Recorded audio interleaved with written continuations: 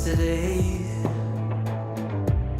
Feels like I fell 1,000 times. Nothing but doubt to flood my mind. 'Cause sometimes it's hard to remember why I ever started racing with my dreams. A restless December, feeling I was meant for more than I believed. I'll never surrender, rather try and fail and fall 1,000,000 times. I'm on my way.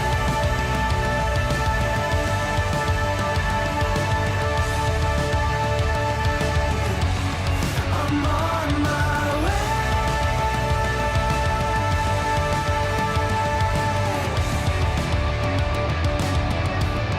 I know as close as I am now, I will struggle, I will shout. There's no stopping, there's no doubt. I'm on my way. There's no stopping, there's no doubt. I'm on my way.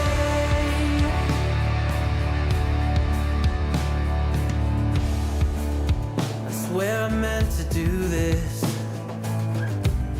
I'm told that love would never lie. Where my head has met my heart and they are beautifully aligned. But sometimes it's hard to remember everything I've done that's brought me to this space. I started with embers, now a raging fire is burning in its place. I'll never surrender, rather try and fail and fall 1,000,000 times. I'm on my way.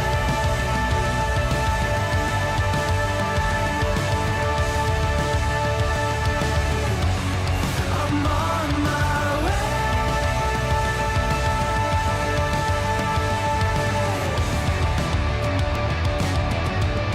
I know as close as I am now, I will struggle, I will shout. There's no stopping, there's no doubt. I'm on my way. There's no stopping, there's no doubt. I'm on my way.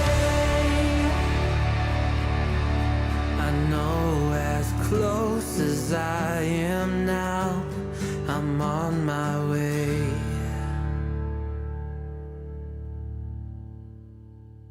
Sifting through some new music. What is up, everybody? This is Jay, aka MultimediaJay.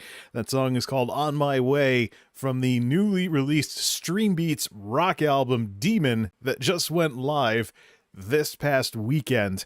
And I knew some, depending on how you know me, if you know me in real life, you may think that's either a Michael W. Smith song or a Richard Marx song, but it is neither.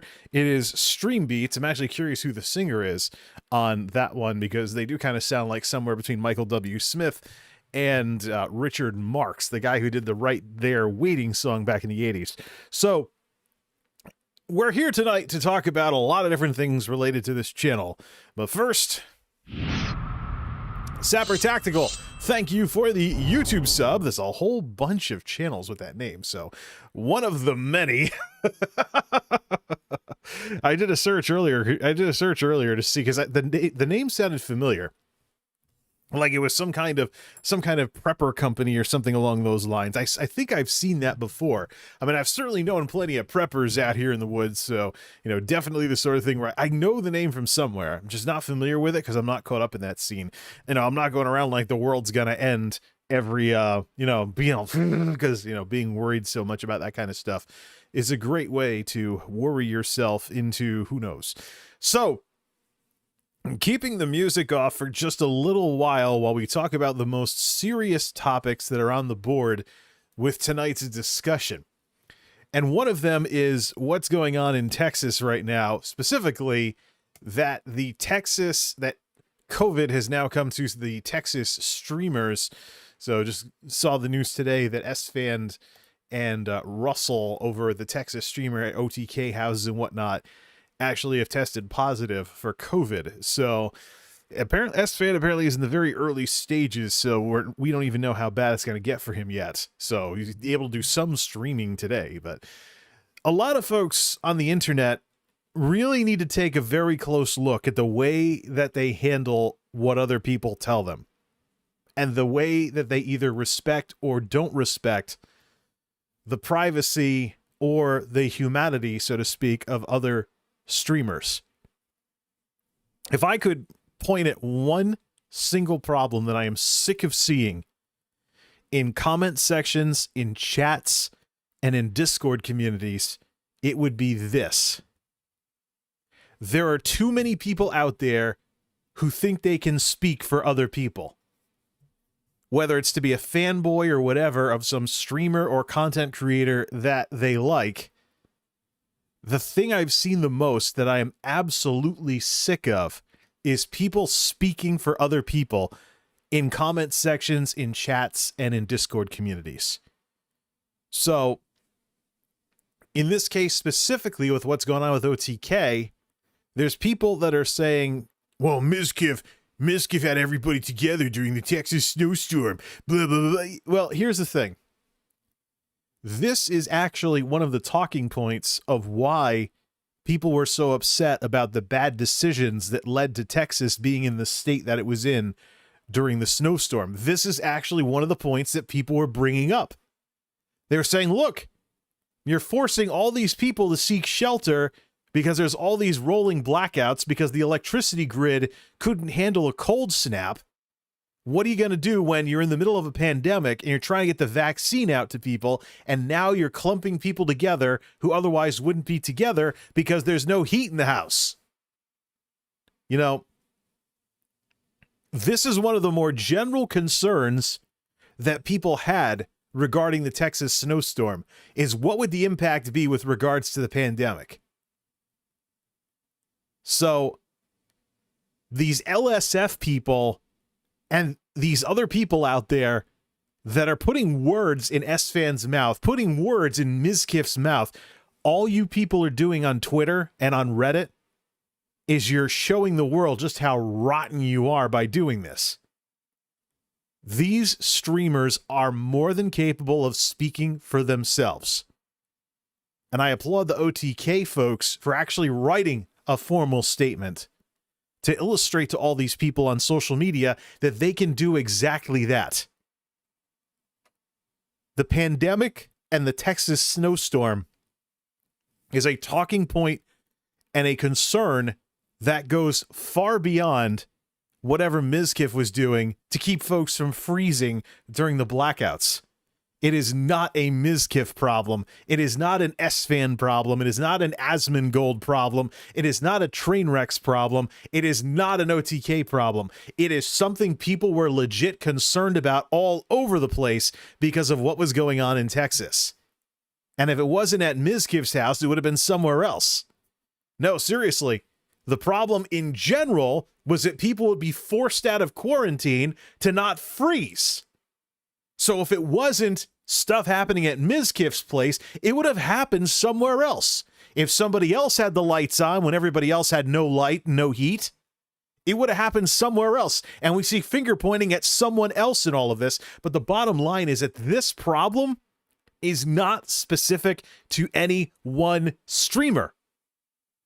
But knowing the pandemic and what this virus has done and the 1-week incubation period, this could be the beginning of a domino effect where a lot of our favorite Texas streamers are sidelined trying to recover from this thing over the next couple of weeks or however long it takes. Because I know from people in my family who've gotten this mostly cousins in the Mid-Atlantic region, this thing can cause problems for you for months, especially if you're not vaccinated and you're just doing antibodies. So, the immunity from that only lasts so long versus something that's engineered. So you have all of that going on. I have one cousin who's dealt with this stuff twice and has been reinfected because she works in healthcare. She's at very high risk every single day she goes and works with patients. So, yeah, when this is all over, we are going to owe the folks who work in healthcare a really big round of drinks because, quite frankly, I think the term essential worker has been overdone to the point where people don't really value it anymore. It's not something that matters anymore. It's not a compliment. I don't think it ever has been a compliment that other people can just lock themselves in their house while you have to go to work and put yourself at risk every single day. And then the companies turn around and kick and scream to not pay hazard pay of any sort. No, I mean, I've been insulted, quite frankly, by this essential superheroes thing for the whole time that people have been blabbering this stuff. Yeah, what are we gonna say, huh? What are we gonna do? So yeah, I just had to chime in on that because people are blaming Mizkif. He had big parties. If it wasn't Mizkif, it would have been somebody else. The bottom line is, people need to take a very serious look when they disagree on the internet or they start fights on the internet. People need to take a very, very serious look at whether or not what they're caught up in is a form of divide and conquer. Because the easiest way for people with far more power over situations than we do to never have to be held accountable is for everybody below them to be fighting amongst one another. Instead of standing with one voice and saying, look, you did something wrong. You need to be accountable for your actions and what has happened on your watch. That's what we're up against here. And this applies to a lot of other things as well. Take online media, for example. Take, the infighting between Twitch streamers and all the Twitch drama. Is Twitch ever going to feel the need, in any way, shape, or form, to fix some of the long-running problems on the platform when Twitch streamers are more than willing to tear each other to shreds over whatever? They just go after each other, cause drama, cause all kinds of problems. Is Twitch ever going to have to improve anything? No, of course not. Why should they? Just let the minions fight it out. That's the world we live in, ladies and gentlemen. But yeah, I had to chime in on that. I had to chime in on that whole situation because right on cue, people were saying stuff like, oh, he was having parties. Mizkif was providing shelter for his fellow content creators when they had no light, no heat, when it was unseasonably cold down to single digits in Texas. So terribly sorry. So terribly sorry, or maybe sorry, not sorry, if you have a problem with him trying to do the right thing, even if it was a risky move to do. Either way. We'll see what happens with these Texas streamers, but quite frankly, it's a rotten situation, but the rotten situation that leads to stuff like this was way over their head the entire time. This is something people were concerned about, and here we are. With a friendly, funny guy with thousands of concurrents now. I mean, I saw his Cletus Cornwood stream, a little 3 hours compared to the 14 hours he's been doing. And yeah, this guy was just declining like crazy. You could tell he was getting sick, even at the beginning of the stream. So we're probably looking at a wave of days when these folks don't stream, depending on who was exposed to this thing during the snowstorms. But the root of all of this is something that people were very concerned about when the power grid wasn't properly managed in the first place, wasn't properly winterized or any of that other stuff. All the big stuff related to how the businesses run things in Texas. This was a concern throughout all of this. It's not just a streamer thing. It's something that's way higher than that. and to start drama on Twitter because of what happened with this is completely wrong. And it will never solve these problems because, again, divide and conquer. When people tear each other to shreds, the real sources of the problem get away with it and never have to be held accountable. Because when will they ever be held accountable? There's plenty of fires to put out, so to speak, with all the little infighting among the people who should be standing together and demanding that things be better. But they're not going to do that because of petty whatever it is. To get some music going, we're going to play the instrumental versions of those Stream Beats rock songs and get acquainted with them. Just make sure, is Ear Trumpet running? Yeah, it's just not on my... That is weird. How come Ear Trumpet's not... All right, let's just start it up. Let's see, why don't we just start with On My Way? The instrumental version of it. So, it's kind of bizarre. Check our levels here. Ah, that looks good. So it's kind of bizarre. Here I am. I've just redone everything for Synthwave. And then Harris Heller release and the Stream Beats folks release a rock album. Now I'm like, should I redo everything for rock? Since I know there's a lot of callbacks to 2015. And in 2015, I actually used Ethan Meixel Metal for a lot of what I did. So we'll have to see, we'll have to see how this all pans out. One of the things I want to do with 2021 is actually take a look at other music libraries as well, not just Stream Beats, not just the YTAL. Epidemic Sound has been making waves recently with a lot of their genre-specific stuff. They even have country music. I think Epidemic Sound is moving in the direction of the royalty-free music libraries like what I used to buy tracks from in the 2000s. So I'm going to take a look at that. See how this works. Because see where everybody's at. Because I know that NCS was trying to ramp things up. The YTAL is still a thing. I just haven't been following the YTAL recently. I've mostly been paying attention to Stream Beats because I know Harris and the folks want Stream Beats. They're even making a record label called Senpai Records. They want Stream Beats, of course. There is a license to use everything in perpetuity that you can actually download and submit if you ever get falsely content ID'd or something like that. So that's one of the reasons I was checking it out. I was taking a look at, for example, the idea of maybe sending the tech videos over to Twitch as uploads, trying to find some use for that uploads feature. The problem is, Twitch's support for videos is useless. It's just completely useless. Let me actually go to my video producer. So I've had a copy of the 2021 Overture since January 28th. It is now February 22nd. 3 views. Your uploads don't show up under, recent stuff that you see on your Twitch channel. So what's the point of uploading on Twitch? Now, unless it's some kind of accessory to something else. But the upload support on Twitch is pretty much dead at this point.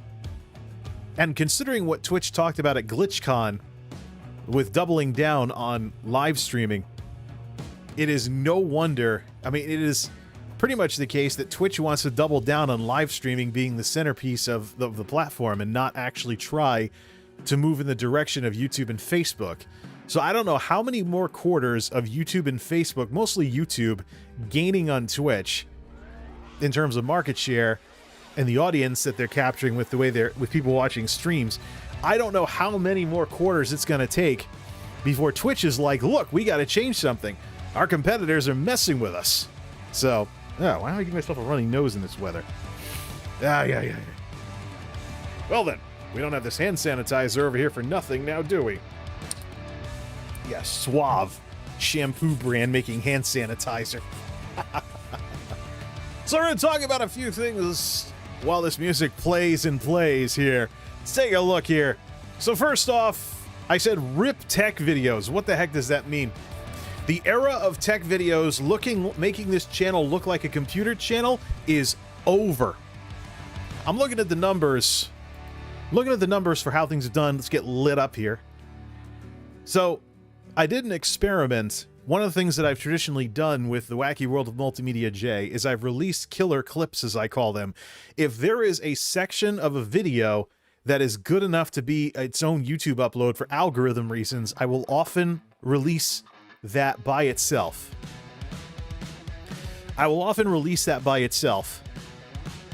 It's something I've been doing for a very long time. Goes back seasons with this stuff. So I did that with this one because I knew this was going to be the new baseline for the Wacky World of MultimediaJay, post Geek House Dark Mode. Brought out the new light wand for lighting things up while also keeping the color scheme of the whole Geek House Dark Mode thing without having too much light bleed over like what's happening right now. If you watch a lot of alpha gaming videos on Harris's channel, one of the things that you see again and again and again is problems where there's light bleeding in, so that there's supposed to be different types of colored lights, but the white light that's used to light the subject goes too far and causes stuff like what we're seeing here, because I've got YouTube Studio on screen, full screen in front of me. You start cutting this down and we start losing this effect. But if I go full screen, it's just too big. So we started with, I finally had an SSD conk out. That did pretty well, well, sort of. The tech videos never do well in terms of their numbers. They only get more views. So I'm like, okay, that looks pretty good. Let's finish the actual video and give these people the full video and not just some clip from it. The full video with the actual production value, that's actually the way I wanted it to be, the real presentation, has less views, less likes, and less everything, and it has advanced more slowly than the killer clip. So I'm looking over this and I'm thinking, how can a video about an SSD dying do better than a video that people have been looking for with the computers? The latest chapter in the story with the computers, putting Tuxedo back together. How could that possibly happen? I thought, Schadenfreude. So there's a couple of things we got to talk about with regards to the toxic behavior that I get from the tech videos. One of them is, if you have never had anything good to say on my channel, if you're constantly posting negative comments and stuff, it is far easier for me to see that now than ever before. So the comments, the latest comment interface in YouTube Studio, I can search for your username and I can see your comment history, and I can see if you're constantly being negative about stuff. So I talk about, the tech videos attracted very toxic people that haven't been good for this channel, because my channel started out as a variety channel, and it's only, the problems caused by tech videos that have caused anything that has made me depressed about making videos. I talk about this kind of stuff, and now I can see it far more easily than ever before. All I have to do is type the username under the channel comment interface. Let's try another one. See what kind of comments. Boom. So here's somebody who has... So here is somebody who's a lot more positive. Here's somebody who's a lot more positive I'm looking at right now. All I have to do, type in the name. This... You used to have to Google search and actually leave the platform in order to see this stuff, but if you're the kind of person who seems to be deriving enjoyment out of other people's misfortune, I'm going to see that a lot more easily than I saw it before. Just part of the revisions of YouTube Studio. So, taking that and extrapolating it to tech videos and how well they've done, one problem that exists when it comes to tech videos is the idea of Schadenfreude. That you can attract a bad audience that just wants to see you fail. They want to see your computer not work. They want to see you get frustrated. They want to see you throw a fit. They want to see you have this big meltdown because you can't load Windows on this old computer you have sitting around. It's sad, really. But part of content creation is answering the questions, who do you want watching? Otherwise, circumstance will answer it for you. So, I look at, for example, well-established creators on YouTube and Twitch. Something goes wrong, their audience is actually supportive of them, and there's a lot of, well wishes and stuff. We just saw that with S-Fan. S-Fan tested positive for COVID. His chat was flooded with get well soon messages from all those people, from lots and lots of people. Absolutely flooded That's what a supportive audience looks like.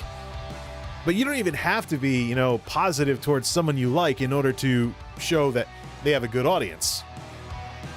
You can talk, for example, about, switch browsers here. You can talk, for example, about, LGR on YouTube. We talked about how, for example, LGR is able to go from tech videos to gaming videos and back, and he doesn't have drops in his views, unlike this channel. So, at some point, you got to stop taking what your audience does at face value and take ask yourself some very serious questions. Is there a pattern to people's behavior, and is that pattern toxic? And that's why I thought, for example, about some of what's going on. Looked at some of the tech videos that have been the most popular. Nearly all of them have involved something not working right. Windows 8 versus the Dellosaurus. Couldn't get it working right. Dell Optiplex 760, we just ran benchmarks on, but Dellosaurus BIOS Update Go, that would be a video where things weren't working right. The Windows 10 versus the Dellosaurus videos from 2015 were all in a similar vein. You have a lot of these tech videos that essentially are, I can't get something working. So, what makes those more popular than more constructive tech videos? Like, for example, the incredible i7 Dellosaurus. A new Dellosaurus. Actually, where is that on here? I've got them sorted by what's popular. There's one match. Where is it? Why isn't it letting... Okay, 1.8k views. Okay. So, a new Dellosaurus from 2017 has 2,000 views and change. Incredible i7 Dellosaurus, despite being a well-received parody of Greenham Gaming, can't even crack 2,000 views. So, the constructive tech videos don't get views. But the videos where I'm getting upset because something's not working or whatever, even if it's fake, get views. That's a bad audience. And so I wonder, how widespread is this problem? Because, of course, not everybody who does tech videos does them in the Linus Tech Tips over-polished fashion. Like, hey guys, we're going to be reviewing this new smartphone that just came out, all this milquetoast stuff.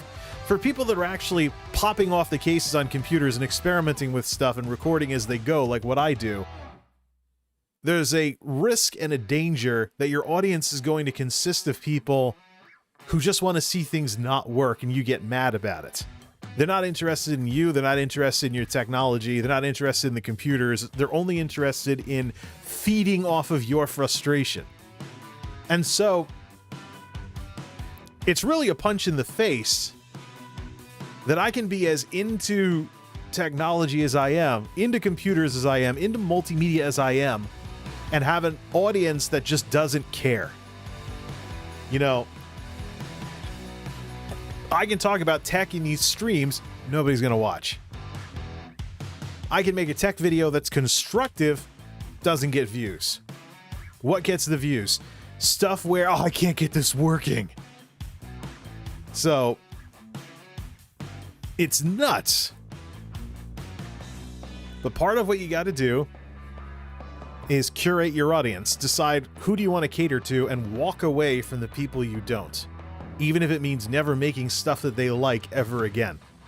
If you want to see what happens when you don't do this, look at creators who have been accidentally brigaded by their audience.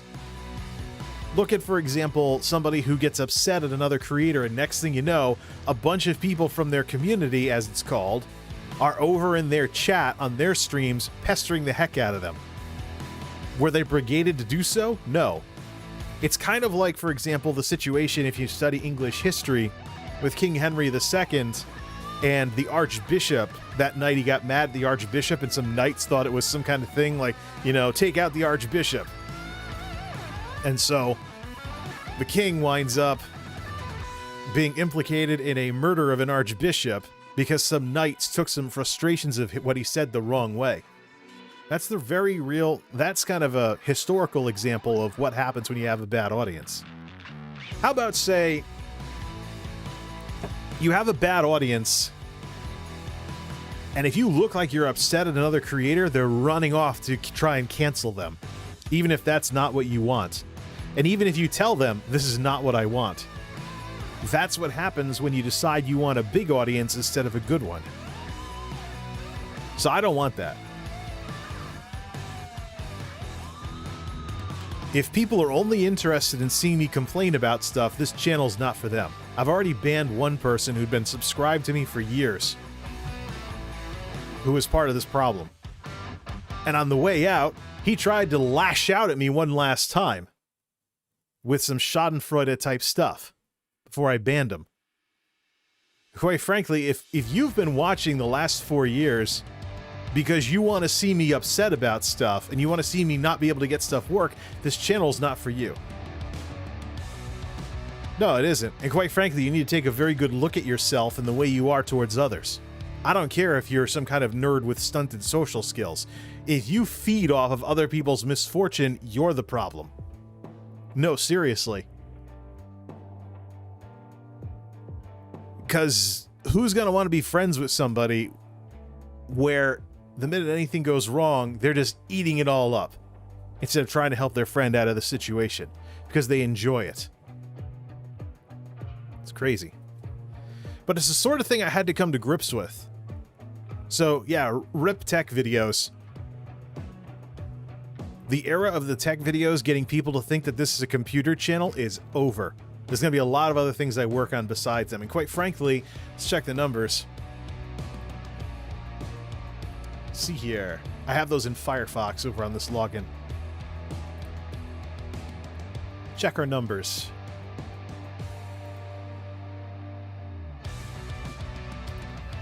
Money views, ad blocker ratio, etc. Should show other stuff here. Last 28 days. Start by money. What makes the money on here? Actually, no. Let's do views. Sort by views. Let's look at the tech videos. Foreman Grill, dollars. Loudness War, fractions of a penny. Win8 versus Delosaurus, cents. The best tech video, 62 cents in 28 days. Ooh. See here. HD Reality Check, cents. Sloppy Speaker Showdown, cents. And finally had an SSD conk out, cents. The only thing that cracks the dollar mark is stuff that's not catered towards the tech audience. Appliance videos. Mainstream videos.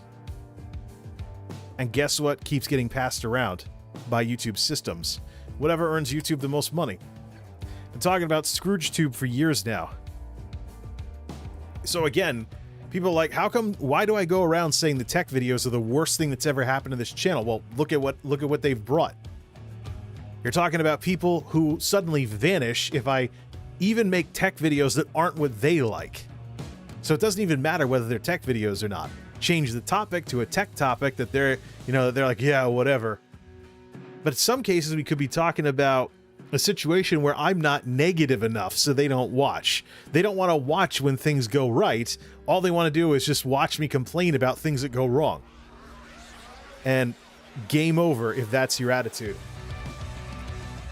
So, I talked about rip tech videos. Let me just bring up the post.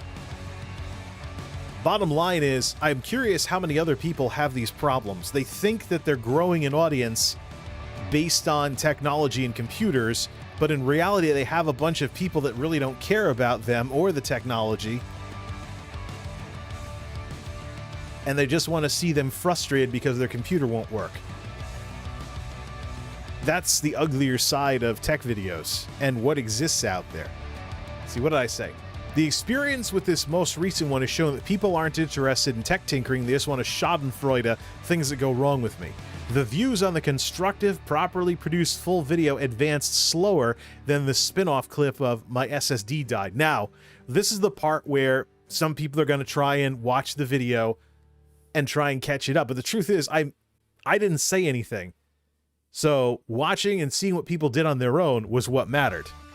If somebody tries to get back at me by trying to watch my latest video over and over and over again, or something else like that, it's not going to matter because I've already seen what people have done by themselves without someone trying to doctor the results.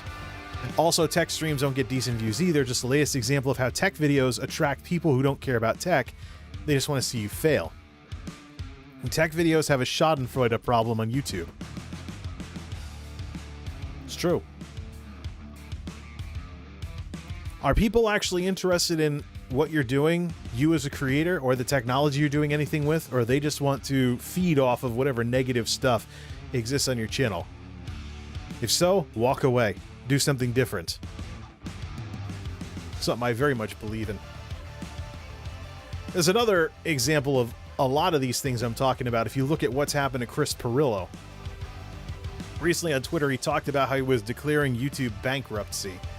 I don't really follow what he does because I didn't really follow him too much in the Tech TV. Didn't really follow what he did too much in the Tech TV days either. One of the major things that I've run into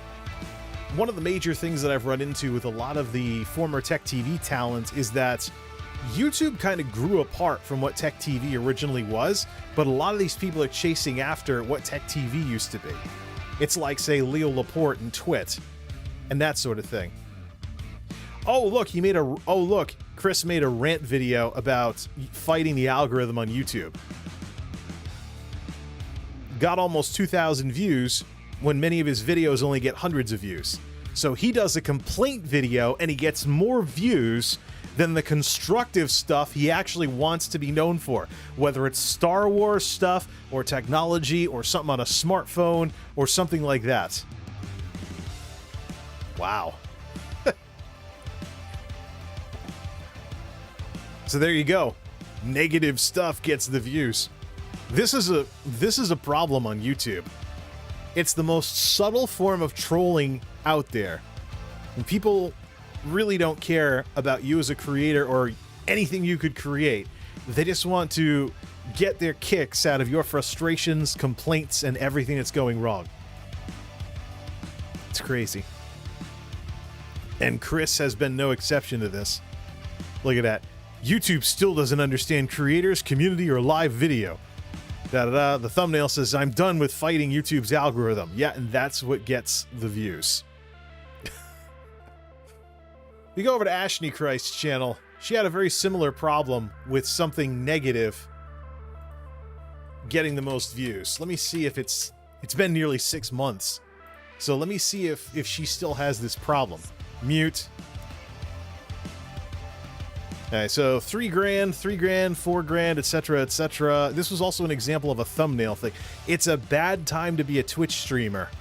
9.3K views. Has she, other than that fluke, other than a how to make money video, which those do well with CPMs, something Devin Nash talks about, a video that was featured on the front page of her channel that flew high off of a meme involving Tim the Tap Man at the time. She continuously has had problems unless she does very specific things matching this negative video she did 7 months ago. Another example of this. How much of this is how much of this do we have on YouTube? And Twitch as well. But at least on Twitch, when people in Twitch chat do this, they disguise it a bit by just doing Pepe laugh tea time or whatnot. And they're flooding the chat with Pepe frogs every 2 seconds.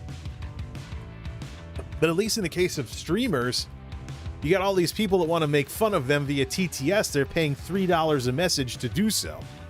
Do-do-do-do-do-do, haha, you can't cook an egg. Do-do-do-do-do-do, haha, you don't know how to build a computer. Do-do-do-do-do-do, haha, you don't know how to do this. Ha ha ha ha, Pepe laugh. So, I mean, there's an element of sandbagging to make money on the live stream side of things. But on YouTube with videos that just have ad revenue and don't have some other kind of monetization like channel memberships going or something along those lines, really? I gotta check out that Chris Pirillo video now, see what he's upset about. But really, the thing is, I know there's a problem with negative people in technology because of the people that have put words in this guy's mouth.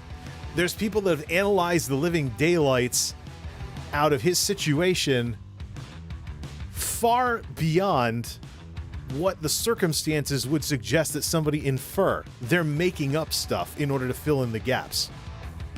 Like they're making it sound like he wanted to destroy his channel or whatnot, or he hates his audience or something, and only he can say that. Otherwise, you don't know for a fact that it's true. But there's people making it sound like Chris wanted to self-destruct everything that he had going for him. And I highly doubt that's the case. If anything, Chris actually came out and was honest with his audience and said that he wanted his channel to have a personal element to it and it be about stuff that he was into. So, but that's the biggest example. I think we can close this now. That's the biggest example of just what's floating around out there when it comes to technology, the kind of negativity and toxicity that's out there, and people that just want to latch themselves on to someone else's problems and just enjoy watching people be frustrated all the time. It's no way to live. Matter of fact, I've been watching some applied psych videos about how to deal with people who have a schadenfreude problem, and one of the things they say is, yeah, don't wear your heart on your sleeve. Starve these people essentially of the giddy little feelings they get off of seeing someone else struggling. You know, deny them the pleasure, so to speak. So, that's one of the reasons why tech videos will be a thing on this channel, but it's not going to be the thing. So, I'm only going to make videos if I actually want to make them. There's a couple of stories I can tell, a couple of things I can tinker with, but other than that, just the tech videos have not pulled their weight. They continuously and persistently get smoked in terms of YouTube's algorithms and the systems, as well as the people side of things, with how you can make a video that's 95% correct and the remaining 5% is what everybody latches onto. Oh, you screwed up a little thing while building a PC. That's what your comments egg you for. Seen it with a lot of tech creators. And what alerted me to this was when people were satirizing this on Twitter. They were talking about, oh, look, I can make a video that's 95% correct. I went digging around and, yeah, well, it's crazy what'll show up in people's comment sections. Or how about Reddit? Because the creator can control the comment section, but if you look at, haha, look at this person failing at building a PC over on Reddit somewhere, you know, it's extra steps to get that stuff dealt with if you're a content creator. So, it's crazy. That's the world we live in with YouTube in 2021. I don't think there's ever been a better time for me to return to my roots in multimedia and put the computers off to the side. Maybe even get rid of some of them. I seriously question why I should do anything with an AMD FX system when Ryzen 3s are better than most of the AMD FX chips. Does it really matter at all? Does it really matter at all if an FX chip can still play games? If you can build a cheapo Ryzen 3 system or buy someone's secondhand Ryzen 3 system that gives you the same result but with more power efficiency? You know, the next couple of Ryzen generations that come out are gonna just smoke everything in that arena. Just goes to show the silent aging of technology. The AMD FX processors that were hot stuff in the 2010s have been rendered obsolete by Ryzen, and don't forget, Ryzen is late 2010s. It may have not been interesting until 3rd gen or 2nd gen, but Ryzen is still technically part of the last decade. We haven't really seen any kind of computer stuff that is 2020 specifically and not an extension of something that started in the last decade. So maybe some of these new manufacturing processes or something along those lines. Let's go over some other things I've been talking about on Twitter to round out the discussion. What the big streamers won't tell you, you won't grow on Twitch because they can park their ass in front of a camera for 14 hours a day without a care in the world, and you can't. Oh, yes. This is the thing that nobody wants to talk about. One of those things that people like to just pretend isn't a thing until someone digs around and finds it. You talk about a big streamer that's full-time that has donos going all over the place and, you know, and tons of subs on Twitch or something. Now, you know what, we're going to save that because I really want to unpack that idea. Basically, what I'm thinking about is this idea. What I'm thinking about with this streamer thing is this idea that somebody who's a full-time streamer has many advantages over you when you're getting going. And there's a lot of incentive on Twitch for these streamers just hog the living daylights out of, even if they're not doing interesting things all the time in their big long streams, there's an incentive in a streamer-focused environment to just hog the audience, so to speak, so nobody else ever gets a chance. So these big streamers that are streaming Grand Theft Auto roleplay for 14 hours a day, S-Fan did that yesterday. Probably won't continue doing that now that he has to deal with COVID in the house. But did we run out of... We did. It's not on loop mode. We played through all the songs. Wondering when that would happen. Yeah, there's 3 albums. There's 3 albums for Stream Beats Synthwave. There's only 1 album for Stream Beats Rock. But yeah, what the big streamers won't tell you won't grow on Twitch because they can park their ass in front of a camera 14 hours a day without a care in the world, and you can't. So let's suppose, for example, let me just bring up a calculator here. I don't even have it in the start menu yet. Let's pin that to start. Bring that up so many times. Don't I have a shortcut in this menu for it? Thought I might have had it. I have the equivalent of a Mac OS dock. Been doing that for years.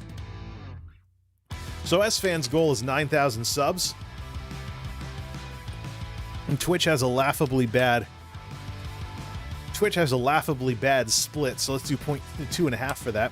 $22,500 a month pre-tax versus times 12.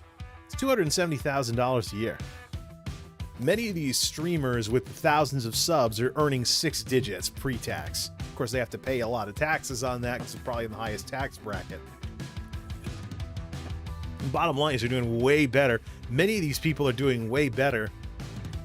Many of these folks are doing way better than anybody who might be trying to get in on this scene. And they have a lot of ways of smoking the living daylights out of everybody in order to do so. Let's take a look at Mizkif. How long is... What is his streams been? 8.5 hours, 9 hours, 11 hours? So he does know when to tone it down, but S-Fan's been the real workhorse. Before, of course, coming down with what he's come down with here. 13 hours, 14 hours, 9 hours, 16 hours, 8 hours, 12 hours, 11 hours. All these big, long streams. But hey, if you're a full-time streamer... Google speakers. And I turned down the sensitivity on them, too, and that was the one in the bedroom that just fired off. I don't know. Misunderstanding, baby. But yeah. So if you're streaming part-time and whatnot, you're going to have shorter streams. You're going to have shorter stream times. As I know the shorter streams joke. The Alfreds of the world like, haha, shorter streams, go see a doctor. So, you're a part-time streamer because you're still working a job. You have no chance against somebody that can just turn everything on and have everything come in for all this time. One of the big problems with streaming is that the streaming environment is very winner-take-all.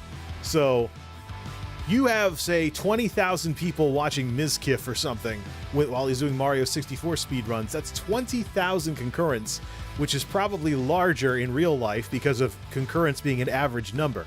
20,000 people on average that are not available for... even if you think you can outdo somebody, you're just not going to, simply because they already know the other person's interesting and they don't know with you.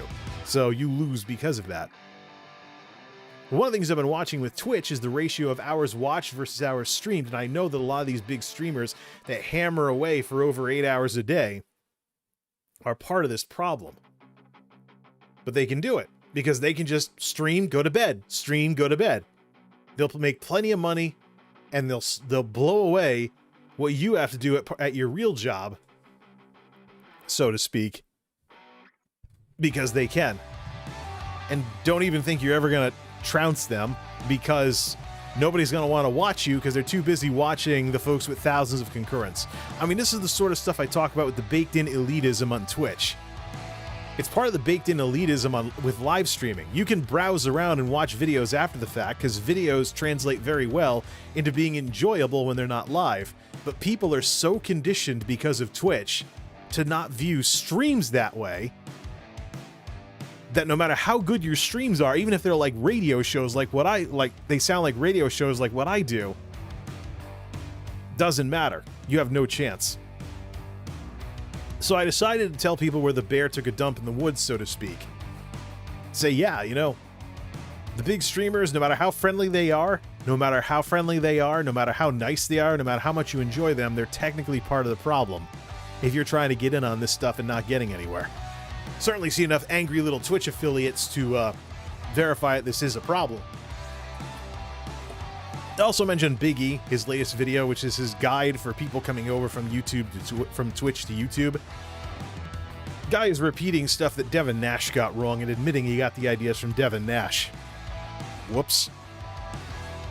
He's a great example of why when you come over to YouTube and you find out about the ways that YouTube is better than Twitch, you really need to wait until you're used to this and can articulate this, so you don't have a situation where you blabber on about something and you look like an idiot. Cage stage, I call it. That's worth its own video. We'll talk about that at some other time. But again, I guess the big thing is just the tech videos. Their age of dominance on this channel is over. Don't be surprised if I do more stuff that isn't that stuff.